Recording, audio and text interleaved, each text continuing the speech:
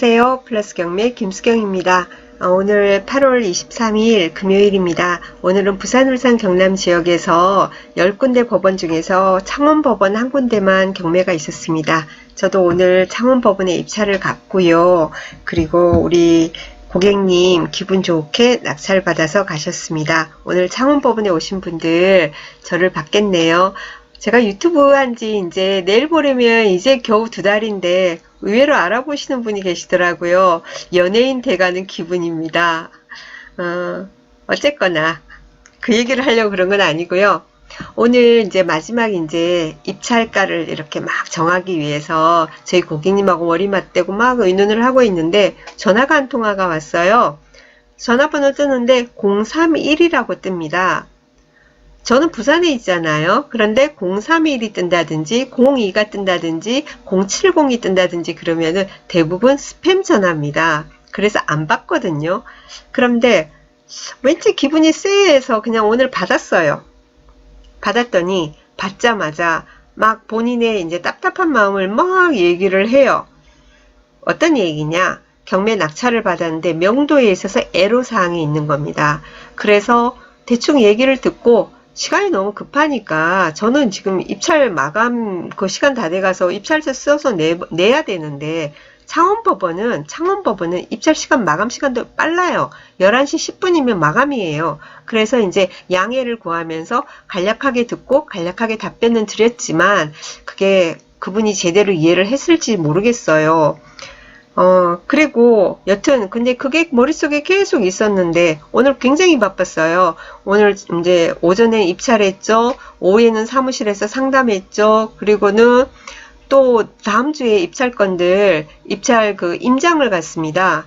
급하게 들어온 사건도 있고 해서 2건을 한꺼번에 임장 가고 그리고 밤에 이제 늦게 퇴근해가지고 뭐 이것저것 이제 컴상으로 여러 가지 이제 정리를 하고 있는데 쪽지가 온 걸 발견했습니다. 어젯밤 10시 51분 해가지고 쪽지가 이렇게 와 있어요. 보고 오늘 아침에 전화 온 그분이구나. 이런 그걸 보면서 이 내용은 우리 경매인들이 같이 알고 여기에 대해서 뭔가 해결책을 같이 고민해야 되지 않나 라는 생각이 들어서 이 밤늦게 영상을 찍습니다. 화장 지우기 전에요. 한번 제가 쪽지 내용을 읽으면서 조금씩 제 생각을 첨부를 하도록 하겠습니다. 안녕하세요. 경매 낙찰로 명도에 관한 유튜브를 오늘 우연히 보게 됐는데 저의 답답한 마음을 해결해 줄 것 같아서 문의드립니다. 저는 경기도 땡땡시에서 이번 7월 달에 빌라를 낙찰받았는데 명도를 하기 위해서 집을 방문했는데 현관문에 법원 안내장이 붙어 있고 아무도 없었는데 문이 망가진 채 열려 있었습니다. 문 그 시건장치가 완전히 망가져 있었나 봐요. 그래서 이제 열어보니까 뭐죠? 그러니까 열리는 거죠. 그런데 왜 문이 망가져 있었을까요? 그런데 연락처에 그래서 자기도 갸우뚱해서 그 자기 연락처를 안내 메모를 남기고 왔는데 그 다음날 아래층 사는 아주머니가 메모를 보고 연락을 주셨는데 그 집 사람들 집 나간 지 1년도 넘었다고 하네요. 확인하니까 전기, 수도, 가스 모두 끊겨 있고 우편함에는 밀린 우편물만 서너 장 있었습니다. 자, 근데 이분도 그러세요. 어떻게 경매 입찰을 하면서 이것도 임장해서 확인을 못했을까요? 전기, 수도, 가스 끊겨 있고 그런 거를. 그래서 임장을 열심히 하셔야죠. 경매 입찰을 하려면.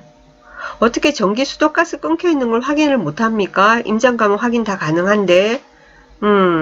아래층 사는 아주머니 하시는 말씀이 작년에 캐피탈 사람들이 와서 비톡촉에 난리를 쳐서 어디론가 가버린 것 같다.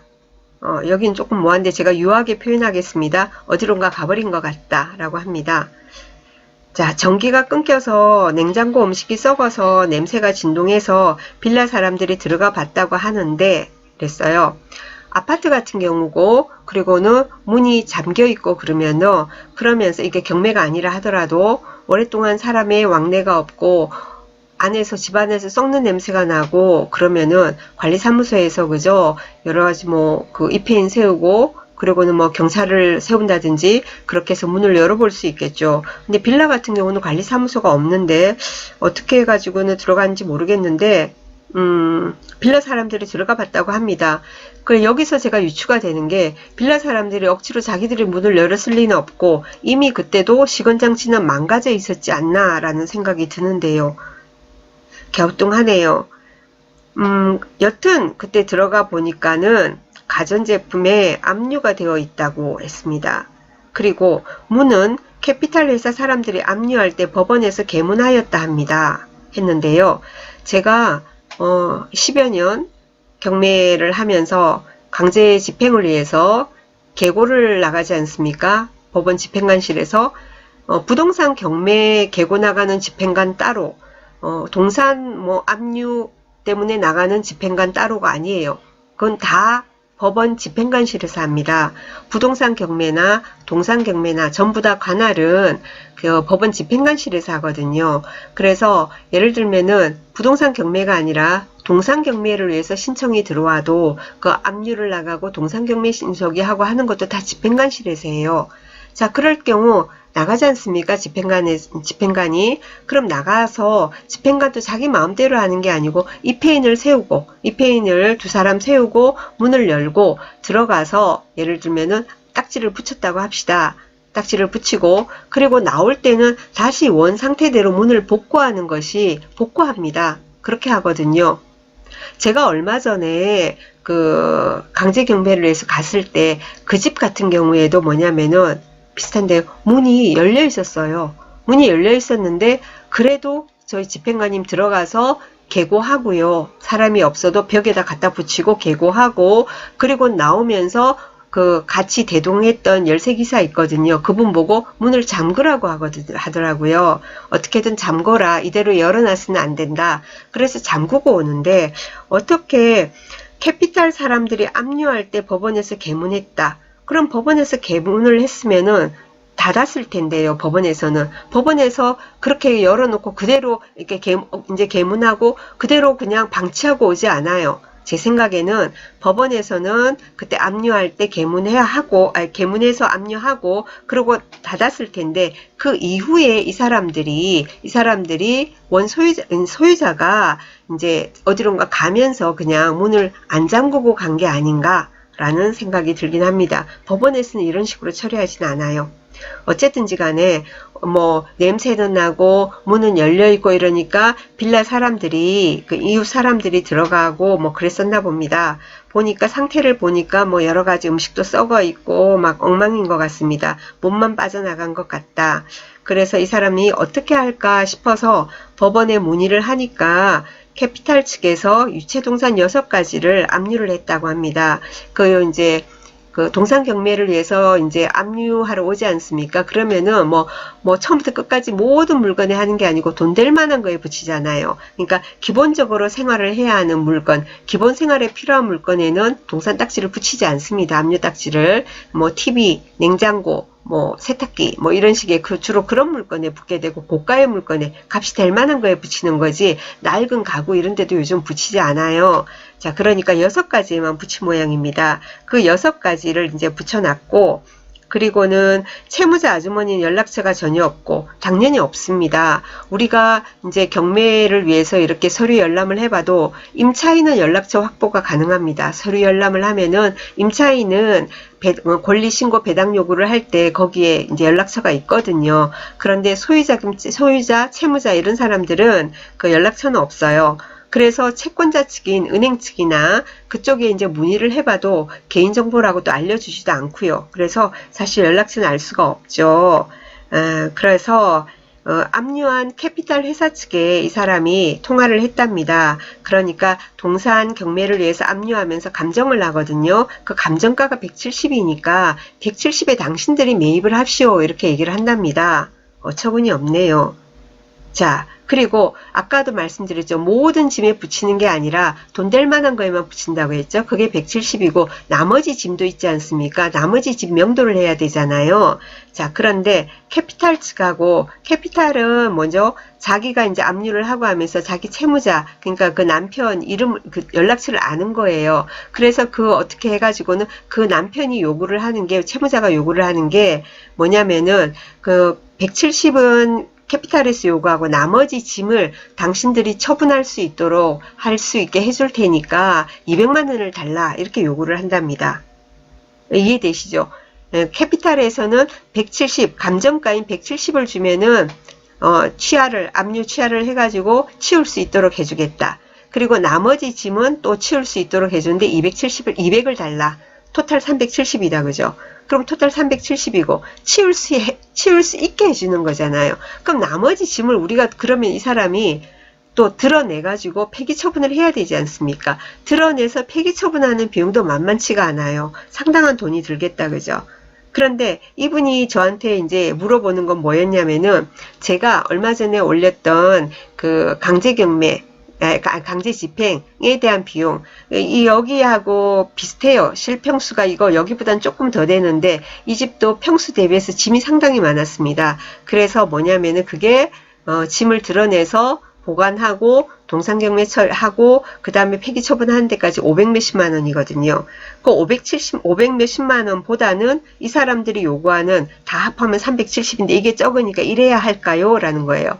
계산해 보세요. 370 플러스로 끝나는 게 아니고 이 나머지를 다 치워야 된다고요. 그 비용이 만만치가 않아요. 그 비용 그리고 저는 정식대로 하는 거는 500 몇십만 원 이렇습니다.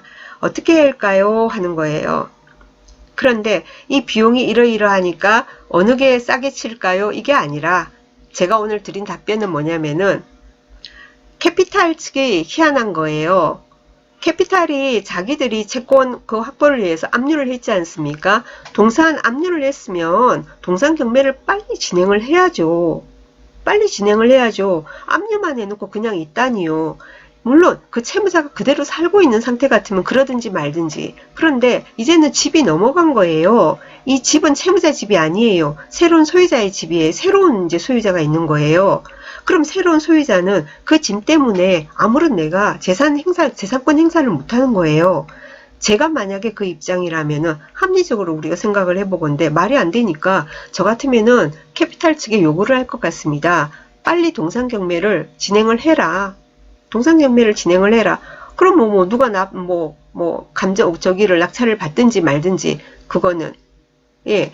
그러니까는 그거를 저기를 하든지 아니면은 뭐냐면은 언제까지 동상경매로 해가지고는 처리를 하지 않으면 제가 그 손해배상을 하겠다라는 손해배상을 말이 안 되려고 그러네. 손해배상을 요구하겠다. 손해배상을 요구하겠다. 왜? 그 짐 때문에 나는 재산권 행사를 못하니까 언제까지 지연되는 비용을 통상적인 어떤 임대료라든가 그죠? 그런 걸로 해서 손해배상 청구를 하겠다. 그러니까 압류를 취하를 하든지 압류를 취하해가지고 우리가 이렇게 다 치울 수 있게 강제 경매를 하더라도 뭔가 어떻게 임의대로 하건 아니면 강제 경매를 하고 내가 할 수 있게 그렇게 풀든지 아니면은 당신들이 동상 경매를 해가지고는 빨리 처리를 하든지 그렇게 하라. 라고 저 같으면 요구를 할 것 같습니다.